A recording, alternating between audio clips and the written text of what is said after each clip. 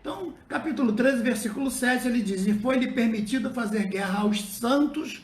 E aí eu destaquei essa palavra santos, mostrando que na Bíblia santos se refere aos santos anjos, se referem aos santos filhos de Israel, se refere à igreja também como santos. Então, a palavra santos, ela precisa estar dentro de um contexto específico para que a gente possa definir que tipo de santo é esse cujo autor está se referindo, né? Então, ele pode estar se referindo à igreja, ele pode estar se referindo aos anjos, ou ele pode estar se referindo a Israel. E é importante que a gente veja o contexto para analisar se esses santos dizem respeito a Israel ou não. E entramos no acordo já ontem e hoje vamos reforçar esse contexto que diz que esses santos aqui de Apocalipse 13, versículo 7, não podem ser interpretados como santos da igreja, santos e igreja. Igreja não pode ser analisada como a corrente pós-tribulacionista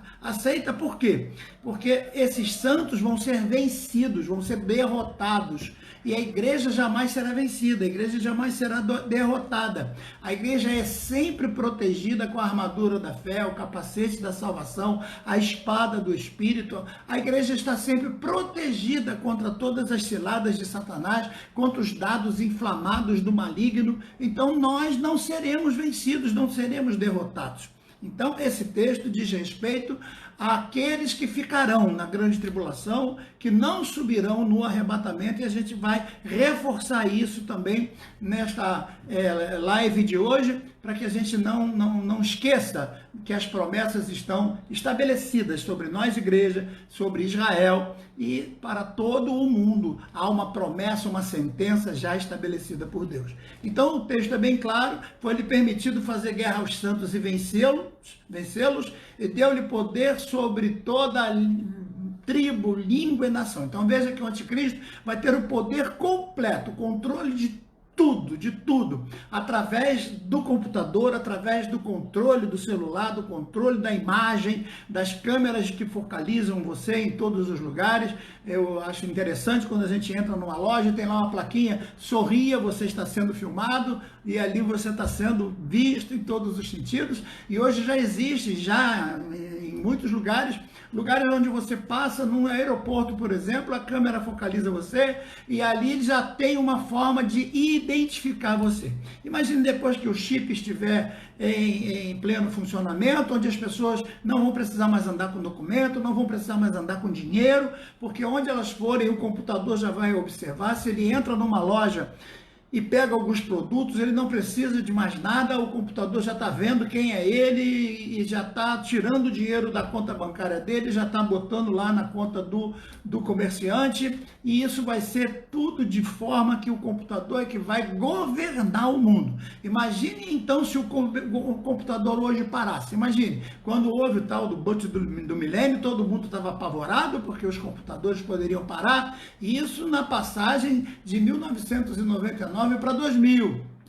Vocês devem se lembrar, os mais novos talvez não lembram disso, mas você que já tem uma idadezinha aí acima de 20 anos, deve lembrar, um pouquinho mais, 25 anos, você vai lembrar que houve essa preocupação com relação à passagem numérica dos computadores, porque se os computadores param, para tudo, certo? Então é o que vai acontecer lá em Apocalipse, quando Jesus descer na batalha do Armagedon e todas as coisas que forem do domínio de Satanás forem destituídas, e a gente vai falar sobre isso depois.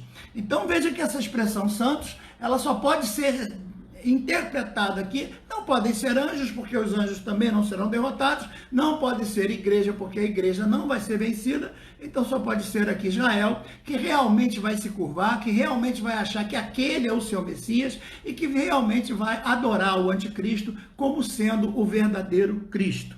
Porque a verdadeira igreja não vai ser vencida. Foi o que nós falamos na aula de ontem, na noite de ontem. Hoje estamos relendo, então, também o versículo 8, que diz assim, ó, e vão adorá-la todos que habitam sobre a terra, todos. Ora, se a igreja estivesse aqui, a igreja adoraria também, porque todos serão levados normalmente, como eu disse a você, o CPF, o código de barras, os produtos e tal, e você entra numa loja, compra naturalmente, sem perceber que já está tudo programado, tudo está estabelecido já para ser imposto sobre as pessoas, um controle total, tanto no contexto de comprar, de vender. Então não vai adiantar ter dinheiro para poder comprar, quem está achando que vai guardar dinheiro para poder comprar, que não vai comprar, a não ser que tenha esse chip, esse controle da besta, essa forma de vigilância total, e que nós vamos ainda falar sobre isso um pouquinho mais tarde, porque vamos ler isso aí, vamos ler os contextos lá de Apocalipse, e eu espero ler com vocês, versículo por versículo, lá em Apocalipse, para que a gente entenda, faça uma linha de acontecimentos dentro daquilo lá. Então, a verdadeira igreja jamais vai adorar Satanás. Não, então, Israel sim, infelizmente. Até que com a pregação das duas testemunhas, os 144 mil, 12 mil de cada tribo vai se converter ao verdadeiro Messias e vão começar a pregar contra o falso Messias. E por isso serão perseguidos, por isso serão acuados dentro de Jerusalém, e aí é que Jesus vem, pisa no Monte das Oliveiras, prende o anticristo e derrota todo mundo na batalha do Armagedon. Tem muita gente fazendo confusão com batalha do Armagedon, com batalha de Gog e Magog. Eu já expliquei sobre isso em aulas anteriores, e você deveria ler um pouquinho mais antes de fazer essa confusão toda. Tem gente aí, né, que infelizmente nunca sentou numa cadeirinha para aprender nada, está falando bobagem a esse respeito. Essa batalha, então, será a batalha do Armagedon, certo? Essa é a primeira batalha. Gog e Magog somente depois. Agora veja que o versículo 8 continua. E esses cujos nomes não estão escritos no livro da vida. Então vejam, esses judeus que vão ficar, e essa igreja que vai ficar, entre aspas, porque não é a igreja verdadeira sobe, ainda não tem nome nenhum escrito no livro da vida. Eles acham que são crentes, eles creem que creem, eles acham que creem, eles pensam que creem, mas na realidade não creem, porque a fé deles está depositada neles mesmos ou na sua própria forma de raciocinar. Eles creem no que eles querem crer, no que eles determinam que crerão. Eles não são dominados pela fé que há nas Escrituras. Eles são dominados pelos conceitos carnais que eles mesmos têm, por causa do orgulho, da vaidade e tantas outras coisas que nós também vamos ler aqui. Então, a verdadeira igreja, essa igreja, ela tem um nome escrito no livro da vida. E quando aquela trombeta tocar, Deus vai pegar cada um de todos os cantos da terra e vai reunir o seu rebanho e todos aqueles que já morreram para o grande dia do encontro nas nuvens, que vai ser uma festa extraordinária. Então, só para recapitular o que nós já falamos, eu quero citar aqui para vocês alguns textos que a gente já leu, apenas para relembrar, para retomar o fio da meada, para aqueles que infelizmente não entenderam bem o que já explicamos, ou que quem sabe está chegando agora e está meio preguiçoso em relação às lives já passadas. A verdadeira igreja estará no céu durante a grande tribulação. Como é que eu posso entender isso? Recapitulando os textos que nós já falamos. Veja, em Apocalipse 2, verso 28, Deus promete para a igreja de Tiatira que daria a estrela da manhã. É importante você entender por que estrela da manhã. Não confunda a estrela da manhã com o sol. A estrela da manhã representa Jesus, mas no contexto de ser uma estrela mais poderosa do que o sol. O sol é uma estrela de quinta grandeza.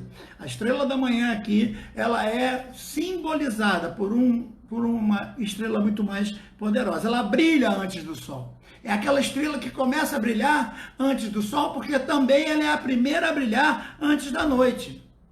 Então, ela representa Jesus. Ela é a mesma estrela que está lá em Apocalipse 22, versículo 16, que brilha antes do sol nascer. Então, a mesma estrela que fica já de tarde, você olha, o sol está se pondo, antes da noite começar, ela é a estrela que brilha. E durante a manhã, quando o sol está nascendo, ela é a estrela que fica mais tempo no céu, né? Nos lugares mais vazios, de praia e tal, você pode observar esse, entre aspas, fenômeno que já existia naquela época. Então, essa estrela que está sempre antes do sol e depois do pôr do sol, que é a estrela chamada estrela da manhã. E ela é simbolizada, então, naquele que é o Senhor Jesus Cristo, que vem, ele aparece antes do escurecer e ele fica com você até que realmente o dia seja perfeito, certo? Então ele aparece antes do escurecimento, por isso que Jesus vem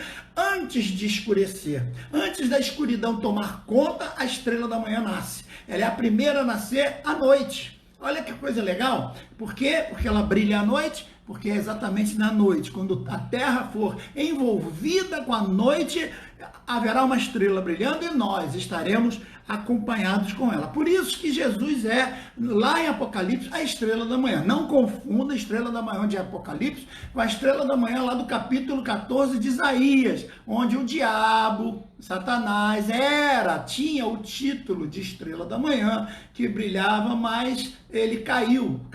Ele foi e não será mais. Só que lá é bem claro, a gente pode estudar isso com calma depois, lá no capítulo 14, ele era a estrela da manhã, mas ele foi lançado por terra, ele profanou sua própria fundação, seu próprio corpo, sua própria origem espiritual e divina, para dentro do seu orgulho, da sua arrogância, desejar ser mais do que Deus.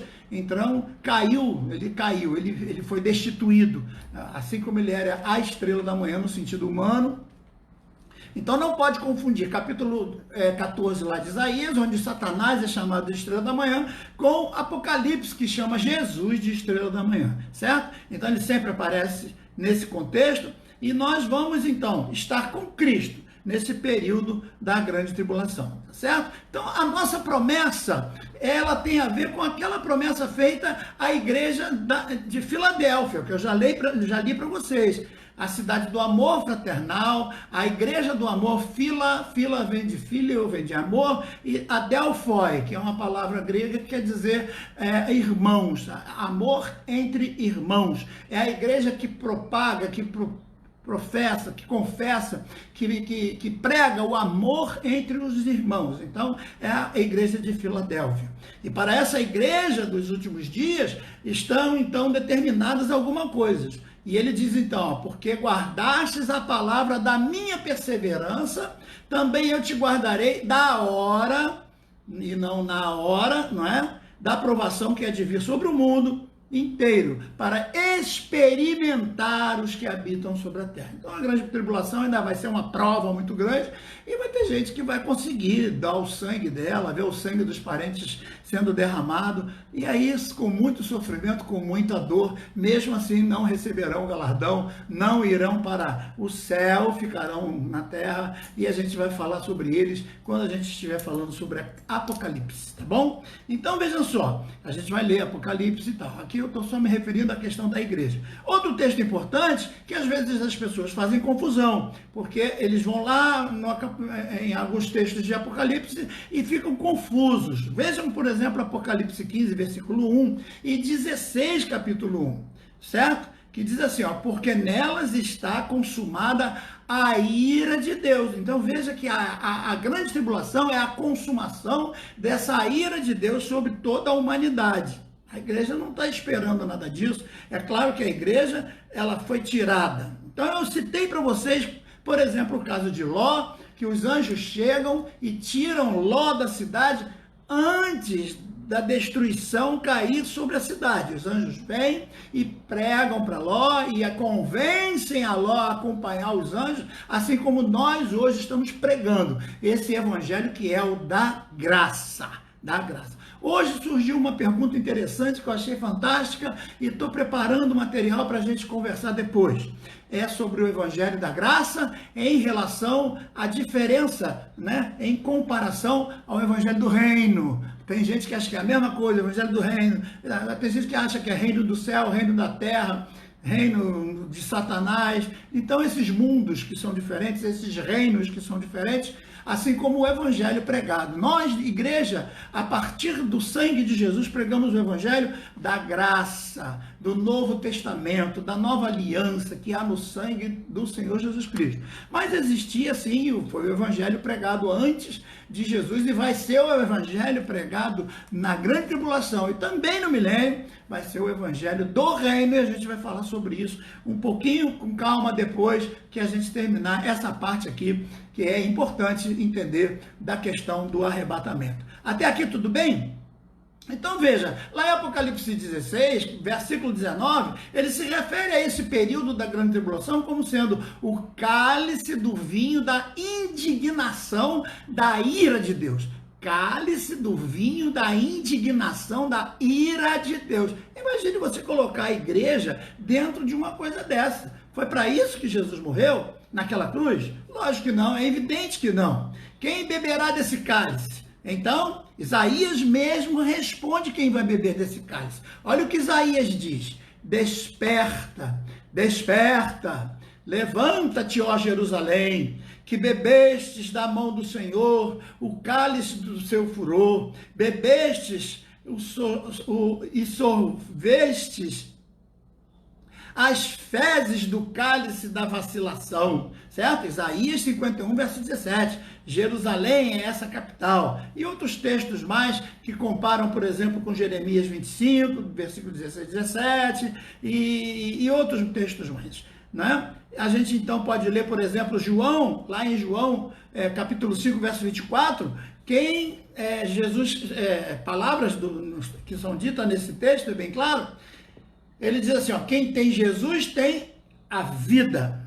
Quem não tem Jesus já está condenado. Quem tem Jesus tem a vida e não entrará em condenação. Ora, se a grande tribulação é uma condenação, é uma forma de sofrimento, é uma forma de angústia, é uma forma de dor, de ira, preparada para a humanidade e também para Israel por ter, né, não aceito o seu Messias, isso não está estabelecido para nós, certo?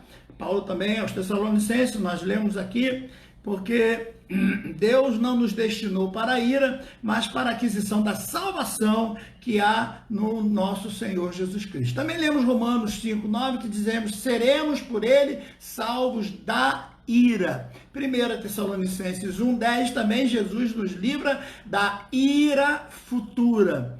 Lucas 21, 28, quando estas coisas começarem a acontecer, os sinais que nós falamos, então levantai as vossas cabeças, porque a vossa redenção está perto. Lembrando também Romanos, capítulo 8, versículo 22 e 23, esperamos a redenção dos nossos corpos para a edificação. Então veja, nosso corpo será transformado, será vivificado, certo? Então é importante a gente entender, mas pastor, o senhor está citando muito o Novo Testamento, e no Antigo Testamento tem alguma coisa, além dos textos que já foram ditos, além dos exemplos que já foram ditos? Tem sim, tem um texto lá em Isaías, que tem sido ultimamente muito badalado, depois que nós publicamos algumas coisas, e muita gente vai compartilhando, mas é um texto muito importante, que é Isaías 26, versículos 20 e 21. Isaías 26, versículos 20 e 21. Olha o que ele diz assim, ó: meu povo, vão para as suas casas e tranquem as portas. Escondam-se por algum tempo, até que passe a ira de Deus, porque o Deus eterno virá sobre a sua morada, virá da sua morada no céu, a fim de castigar os moradores da terra por causa dos seus pecados.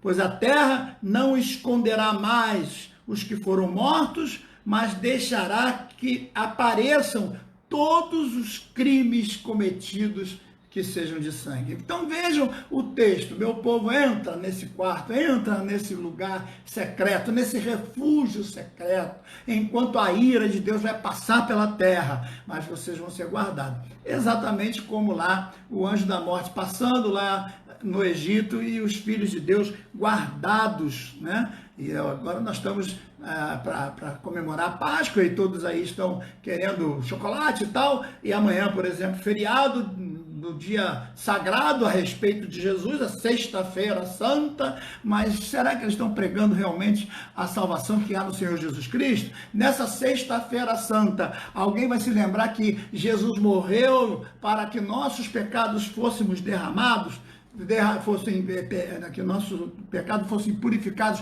pelo sangue derramado? Será que nós estamos vendo, vamos ver isso amanhã nessa chamada sexta-feira santa?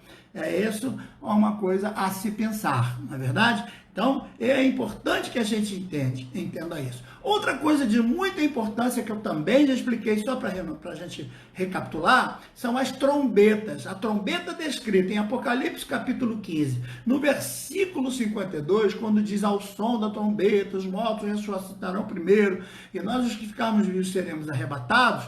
Aquela trombeta é uma trombeta específica para culto, é a trombeta para reunir os servos de Deus que vão cultuar num lugar especial. Era o chofar tocado pelo sacerdote, era o chifre de carneiro que era tocado apenas para a reunião, porque na época não tinha relógio. Não sei se vocês se lembram das igrejas católicas, quando batiam o sino, antes das pessoas terem cada um o seu relógio, badalavam o sino, blém, blém, para mostrar as horas. E ao mesmo tempo, esse sino também tocava para chamar as pessoas para o culto. Então, ao tocar do sino, todos se reuniam na igreja. Ao tocar do chofar, todos sabiam que era a hora do culto, certo? Então, quando o sacerdote tocava o chofar, todo mundo se reunia para a adoração, para o culto, para o louvor a Deus, para cultuar ao Senhor. Já quando os comandantes de batalha, os grandes generais, tocavam as trombetas, que aí era um outro tipo de trombeta, que não era o chofar, era uma trombeta específica para uso militar, era a trombeta para a guerra, para a batalha, certo? E essa trombeta, então, é a trombeta que vai ser tocada lá em Apocalipse. Então, se você comparar Apocalipse capítulo 10, que fala de trombeta, Apocalipse capítulo 11, que fala de trombeta, com 1 Coríntios capítulo 15, você vai ver que são trombetas específicas, completamente diferentes, para povos diferentes, para situações diferentes.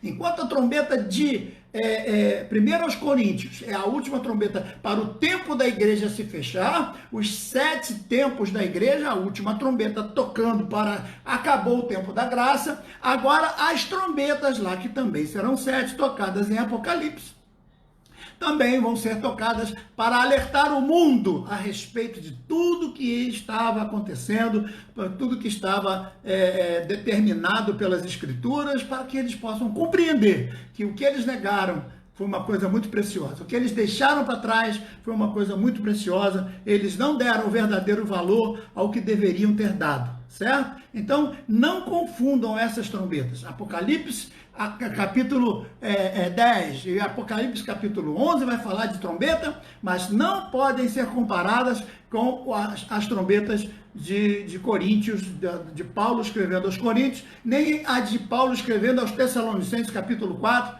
porque são trombetas completamente diferentes, certo?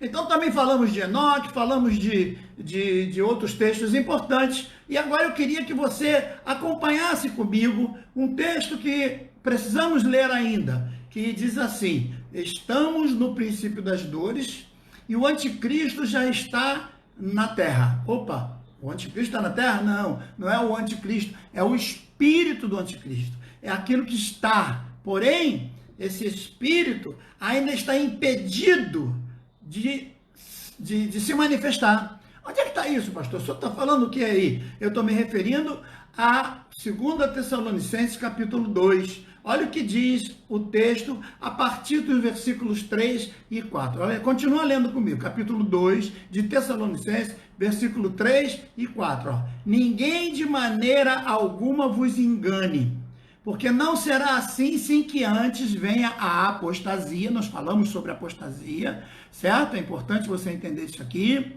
E se manifeste o homem do pecado. Quem é o homem do pecado? O anticristo, o filho da perdição. Quem é o filho da perdição? O anticristo, o qual se opõe e se levanta contra tudo que se chama Deus, ou se adora, de sorte que se assentará como Deus no templo de Deus, querendo parecer como Deus. Então note que o anticristo vai ser adorado pela igreja que ficar na grande tribulação, aqueles que não são crentes verdadeiros, por Israel também, porque é ele que vai construir o templo que estão esperando ser construído, e infelizmente depois ele mesmo vai depredar tudo, e aí vem o templo definitivo, que é Jesus que vai construir.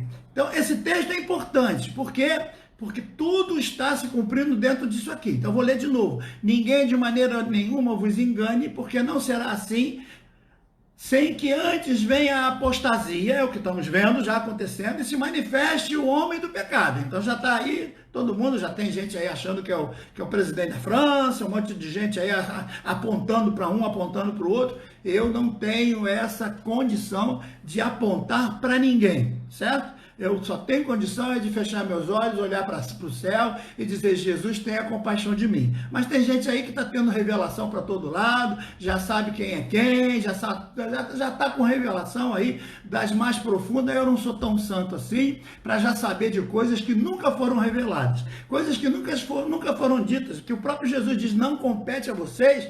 O apóstolo Paulo também, não fiqueis ansioso para saber das coisas, não, basta olhar para os tempos, olhar para Israel e para as outras árvores, são os sinais que eles dão. Então nós não temos que ficar tentando adivinhar quem é o anticristo. O anticristo é o Bolsonaro, é o Trump, é o Macron, é o não sei mais o quem, certo? Não, já disseram que o anticristo era Hitler, na época de Hitler, o Hitler morreu e grande tribulação não aconteceu nada e nós estamos aqui vivos até hoje. Então, cuidado com esses pregadores, esses previsores, esses videntes que sabem tudo, mas não sabem nada porque não têm humildade para tentar aprender. Agora vejam o que o texto vai continuar, ainda em Tessalonicenses capítulo 2, a partir do versículo 5. Note que eu li antes do 5, agora eu vou ler do 5 em diante, e eu quero que você preste atenção nesse texto. 2 Tessalonicenses capítulo 2, versículo de 5 a 10. Eu vou ler agora, mas vou dar o tempo necessário para que você entenda cada contexto, cada oração da frase, certo? E ele diz, não vos lembrais de que estas coisas vos dizia quando ainda estava convosco, quer dizer, enquanto Paulo estava com eles, pregava sobre essas coisas, e agora Paulo está escrevendo a carta dizendo, vocês se lembram que eu falei sobre isso?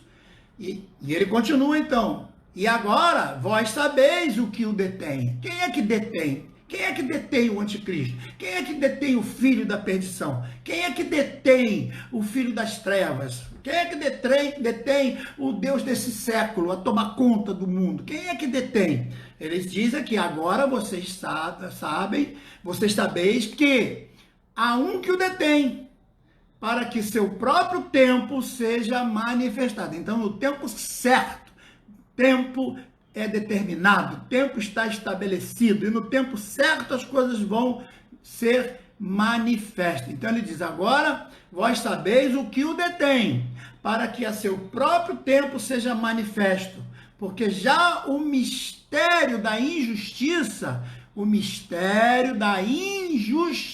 é o que nós estamos vendo hoje para todo lado, irmãos. Infelizmente, dentro de todos os contextos da humanidade, o que mais impera é a injustiça, certo? Não vamos tecer muito comentário sobre isso.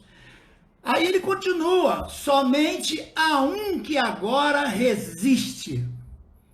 Resiste quem? O filho da perdição. Resiste quem? O anticristo. Há um que resiste o anticristo, mas que do meio de vocês será tirado, e então será revelado o iníquo. Então é necessário que esse que está na terra saia, tire a sua unção, a sua onipresença da terra, porque o Espírito Santo é onipresente, não dá para ele deixar de estar em algum lugar, ele vai ter que estar em todos os lugares, mas ele vai tirar essa sua plenitude sobre a igreja, essa sua grandiosa graça sobre a igreja, quando ele levar a igreja para as alturas. E agora, esses homens vão ficar aqui, abandonados às suas próprias paixões, porque é o que o texto está dizendo.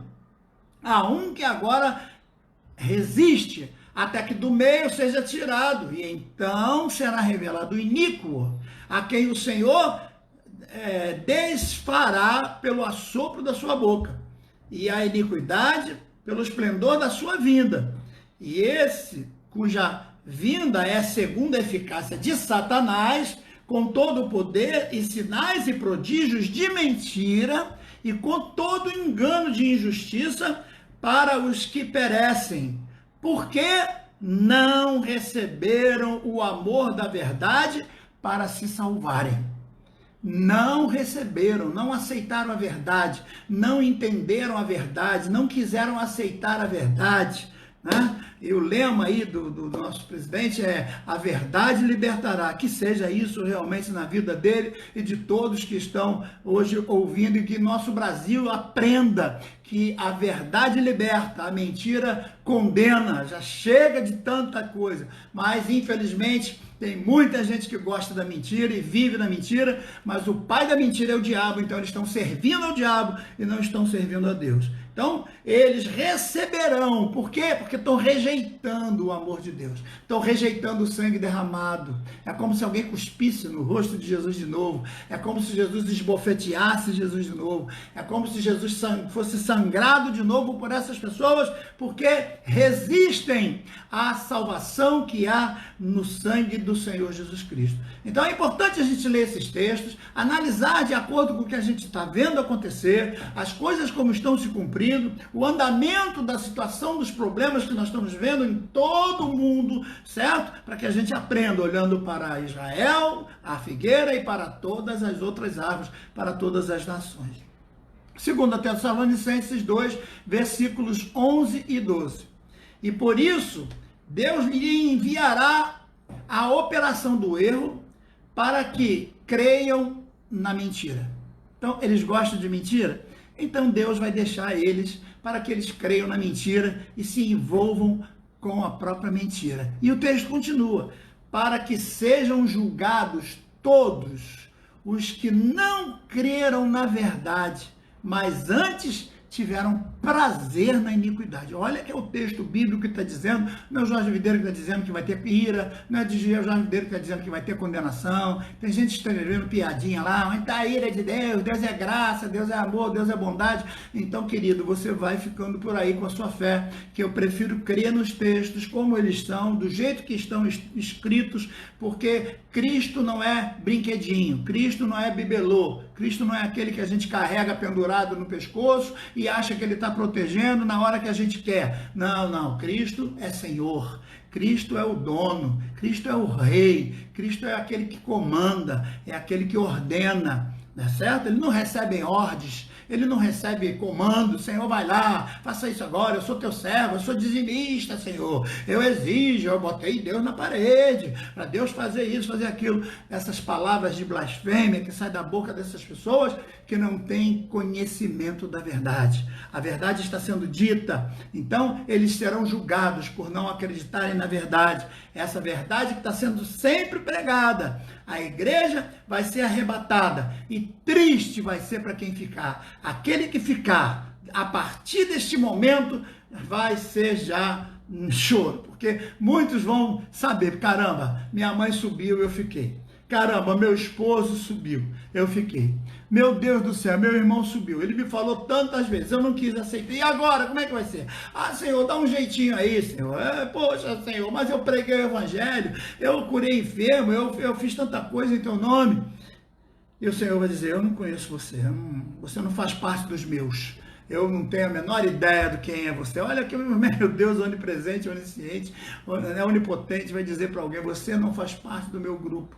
eu não conheço você. Então, a partir deste momento, o sistema mundial de lei volta a existir. A graça se fecha. Aquele momento de plenitude que Cristo mandou para proteger a igreja se fecha. E agora o parêntese que foi aberto depois da morte de Jesus para uma nova aliança se fecha. E volta a ser o que era antes, a lei. Volta ao período do olho por olho, do dente por dente, porque a igreja vai deixar de ser igreja na terra. E aí fecha-se o parêntese, fechou a porta da arca, fechou o contexto da salvação apenas pela fé, e aí vai se cumprir o que está em Apocalipse capítulo 13, que a gente vai continuar, versículo 9 e 10, porque a gente parou no 8. Capítulo 13, versículo 9 e 10, porque a gente parou no 8, certo? E olha o que vai dizer aqui: se alguém tem ouvidos, ouça. Se alguém levar em cativeiro irá. Se alguém matar a espada, necessário que a espada seja morto. Aqui está a paciência e a fé dos santos. Olha que coisa fantástica. Então atente para essa palavra, porque a lei vai voltar. A lei que ela foi brecada com a graça, a lei que foi parada, que foi estagnada com a graça do sangue do Senhor Jesus Cristo, agora vai voltar depois que a graça se fecha. Por quê? Porque vai ser um governo de um ditador que vai determinar a morte para todos aqueles que forem criminosos verdadeiros. Por isso que ele vai ser adorado, por isso que ele vai ser respeitado, porque ele vai acabar com a vergonha, ele vai acabar com o roubo, ele vai acabar com as fraudes, ele vai acabar com as injustiças já aparentemente, ele vai acabar com todas essas coisas e todos vão adorar, todos vão achar que ele é um Deus. A própria Israel vai tratar ele como Deus. Por quê? Porque vão achar que todas as decisões dele são decisões maravilhosas. Quem é melhor do que a besta? Quem é maior do que a besta? Salve a besta! Oh, que coisa e tal. E todos vão adorar a besta. Mas nós não vamos estar aqui. É por isso que o nosso tempo tem que ser abreviado. E é por isso que nessa noite nós estamos aqui para te dizer que nós somos aqueles que fazemos parte da primeira ressurreição e que vamos ser arrebatados quando ao som da trombeta tocar, o nosso nome vai ser chamado e nós subiremos com Cristo e não estaremos aqui para ver nada que esse filho da perdição, que este iníquo que está sendo preparado para tomar conta do mundo, ele vai voltar, ele vai entrar em ação e ele vai dominar o mundo. Mas nós não. Nós temos uma recompensa esperando por nós. Nós temos uma coroa de glória esperando por nós. Nós temos um galardão com vestes brancas, de linho puro, esperando por nós. Nós temos um corpo glorificado, um corpo diferente desse corpo carnal, um corpo de anjo esperando por nós, no momento em que a trombeta tocar. A nossa trombeta é o shofar que nos chamará para o culto, e não a trombeta para a batalha, para a guerra do Armagedon, porque nós não temos nada a ver com essa guerra, certo? Essa guerra vai ser para destruição de homens contra homens, mas no final dela o Senhor descerá. E já descerá com a companhia de nós, entre nós aqui, nós todos, servos de Deus, já desceremos com os corpos glorificados, com coroas na cabeça, com cavalos brancos. Olha que simbolismo lindo. É lógico que isso é uma figura de linguagem para mostrar o quanto nós estaremos afastados da podridão desta terra num corpo completamente divinizado de luz e glória, fora da iniquidade desse mundo.